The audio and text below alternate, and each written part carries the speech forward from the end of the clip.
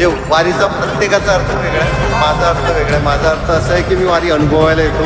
वारी झालेला कधीही माणूसांना एकटा राहत नाही. तुम्ही कोणाशी माऊली करा, सगळे तुमचे आपले होतात. एकमेकांशी बोला, एकमेकांशी राहा, सगळ्यांची काळजी घ्या. आणि वारीमध्ये आता म्हणजे आपल्याबरोबर काही बरेचसे ज्येष्ठ नागरिक असतात, काही लहान मुलं असतात, तर त्यांची काळजी घ्या.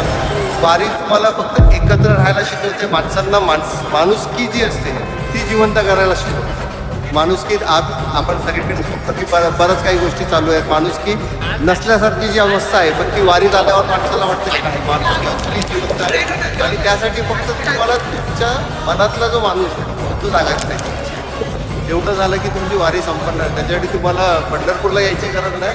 तुम्ही जिथे कुठे असाल तिकडनं फक्त स्वतःच्या इच्छा पूर्ण करा आणि शेजाऱ्यांना जे कोण असतील सोबती त्यांना सहकार्य करा. माऊली कुठून आलात? कोल्हापूर. कोल्हापूरमधून कुठून? कुठोली. पटण कडोलीचे काय? हाय. पटण कडोली गावाला विठ्ठल देवाचं चांग बेले. पण आलेलो आहोत विठ्ठल रुक्मिणी या मंदिराजवळ. खूप भारी वाटते, खूप भारी वाटते, खूप मन प्रसन्न झालंय. 80 वर्षी तुम्हाला झाली आणि वारीला किती वर्ष झाली? विचारच नको, गिनतीच नाही. काय बोलला?